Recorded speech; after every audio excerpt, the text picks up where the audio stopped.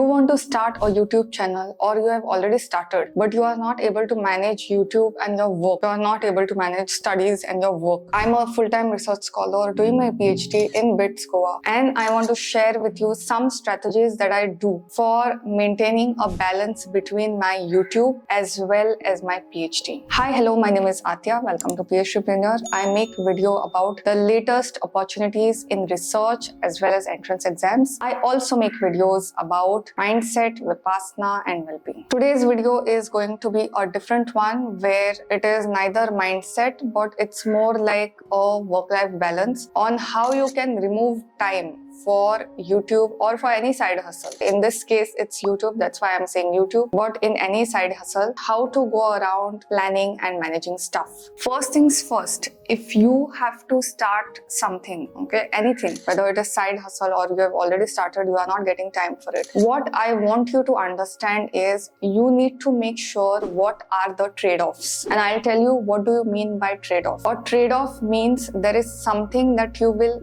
let go of to get to this. People call it sacrifice. I don't like to call it a sacrifice because sacrifice seems like something that is imposed on me and I have to do it. Okay, trade-off is something that, okay, now say suppose you are trying to lose few kgs of fat. Now in that case, the trade-off would be you will not get to eat sugary stuff and whatever fast food ka stuff because you need to be in calorie deficit to lose that. That is one trade-off when it comes to health. Now with respect to the side hustle that you are doing or with respect to any YouTube channels that you are starting, what would be the trade-off? I personally don't watch any Netflix. I have Amazon Prime. That also I have because of the delivery stuff thing that it gives fast delivery. Because of that, not to watch Prime shows. There is nothing wrong with watching shows and I'm not condemning anybody. But what I'm saying is if you are doing two high value activities, YouTube is a really high value. You have to put hours of effort. PhD is a high value stuff. I have to read a lot, all that. If I'm doing this, then how will I balance both of it if I'm constantly on social media, if I'm constantly watching shows? To be honest, I don't even remember last time which movie I watched. Whenever I get a break from my PhD work or if some experiment is not happening, like last week there was a conference, there were a lot of things happening and I could not perform my experiments. So in such case, you cannot do much, isn't it? Literature review also, how much you will do? You cannot do it 24/7. When I get break from that, then I do this. So what I'm trying to say is understand what is a trade-off for you, for your side hustle, what you will have to give up in order to make a close-knit world of how you are going to go about this. Planning is important. If you are not planning and if you are managing multiple activities like this, which are really big by themselves, I don't know how you are going to manage it because if my workflow is not there, my YouTube workflow, I'll put a screenshot over here somewhere. If it is not there, then I don't know how I'm going to fit all these things in my head because there are constantly ideas. Then I use my mobile. To be honest, more than my calls and my WhatsApp messages, I use my mobile for alarms. Then I use it for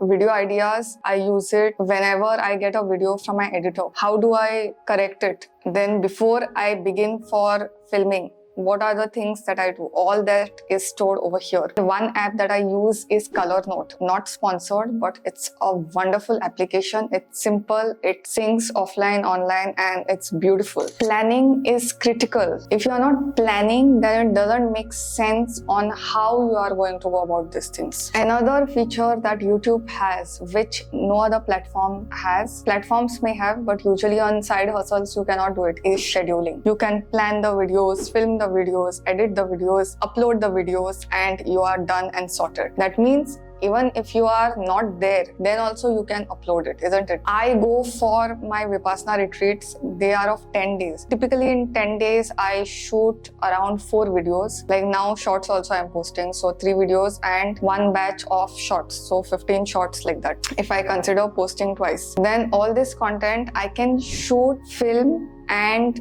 edit and upload and go for my Vipassana retreat to enjoy my meditation in calm without having to bother about what I'm going to do, what will happen to my comments, everything. Comments, of course, I can get it later, right? YouTube really helps in that sense is whenever you are busy, you can just schedule it, and it's such a great feature. It is such a great feature that I don't think I will ever start another side hustle because of this cool feature that YouTube offers. In all these work activities, if you are not taking care of yourself, when I say taking care of self, it doesn't just mean going to a spa or to pedicure, manicure, though that also is something that I've recently started. Just taking care of your mental state, avoiding too much of social media exposure is something that I've been really trying to do. I want to do it because I have felt I can actually see my anxiety levels increasing if I'm on phone for too long. And when I'm saying on phone, it's not for educational stuff, but to watch videos or to see, because as a content creator, just watching my content is not sufficient. I have to watch other creators' content to make sure that the quality of my videos is on par with the standards. Okay, and right now I think I'm getting there. Understanding these things is important. Taking care of yourself, for me it is Vipassana when it comes to mind. I also go for daily beauty parlor rituals. You know the drill. If you are a woman, you know the drill. If you are a man, then you might as well have the idea. But whatever rituals or whatever things make you feel good is important, because our society has conditioned us that we should not relax. We should be constantly working. We should be always producing results. So that's something that we need to be mindful of and choose what works best for you. What is best for others may not work best for you. I'll give my own example. In my work, in my PhD, I used to be constantly reading, writing something, some activity used to happen. But then I realized it was not giving any results. Then I stopped work for 1 week completely. Means I didn't do anything. I didn't even lift a test tube. And I just spent time with myself, understanding, thinking about the problem, the solution, and what all I was about to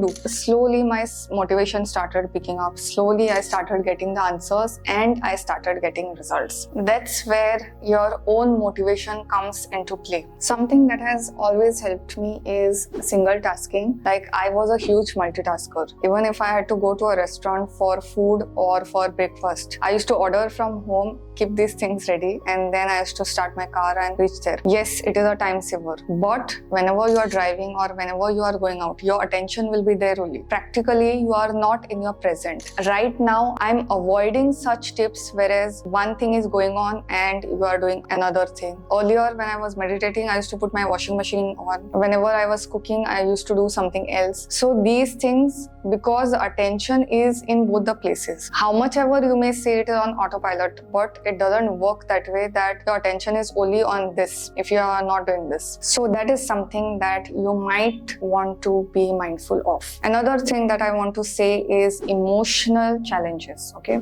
sometimes we have these quarrels with others. Sometimes we are doing so many things with others. There are some kind of quarrels. There is some disagreement which I recently had with the people at my work. Earlier, if it was like that, then it used to affect me for 2 to 3 days and I used to avoid doing all the work with that. But now, because of the practices that I've been doing, I have been able to get out of it and snap much quickly in comparison to what used to happen. It's not possible to please everyone. So there will be disagreements. It is not possible that you are going to live life on your own without any problems. Problems will be there. But what's most important is that the problems which you are having at work or in your family, whichever, it should not affect your health in a manner that you are totally screwed out of your path. That should not happen. After many years of practice, I think I can finally do this. I encourage you to do it. See, ultimately, you have to do your own thing. I have to do my own thing. So there is no savior or nothing of that sort. Whenever it comes to starting YouTube or any side hustle, the first question that you might want to ponder is whether it is quality or quantity. Now, quality is important in today's age. Quantity is also important, especially if it is social media. Now, on my channel, there are close to 250 videos. The earlier videos that I had posted, I had just posted keeping the schedule in mind. Quality was there in terms of research, but in terms of editing, like this video would be properly edited by my editor. But earlier it was not there. I didn't know. I was also new for that. In such cases, you have to maintain the balance and see what can be outsourced or delegated. Earlier, I used to edit my videos by myself. The views used to be low. The content used to be not engaging even after doing proper research. And now I'm doing the same research. However, I have outsourced it to an editor who knows his job well and who can help me really push the content to the next level in front of good audiences and new audiences like you. In such cases, it's important to understand that you cannot do everything. You should not try attempting everything, and delegate and outsource wherever important. There will be people who will help you at whatever stage of income or at whatever stage of emotional stability that you are in. As far as this channel is concerned, for past few months, I'm sure you have seen a change in editing as well, because now it's outsourced.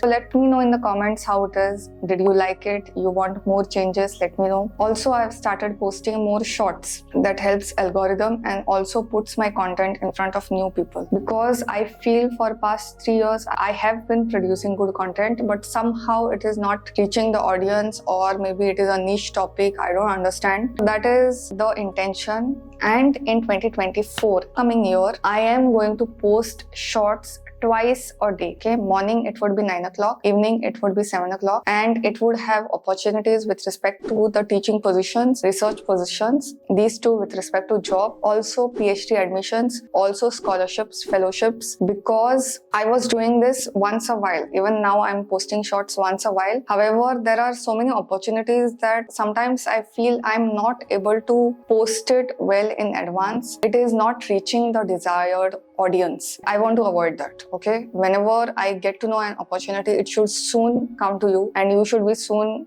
be able to apply. That is the goal of this channel. If you have any feedback with respect to this YouTube channel, and if you want to see more content, do let me know in the comments. Also, if you are a creator by yourself, you have a YouTube channel, you are managing it with work part-time, then do let me know how you are managing it, not just with respect to time management, but also with respect to emotional stability. I would love to read your answers. I like to read about topics such as this. Your feedback and your comments would be highly beneficial. So till the next time,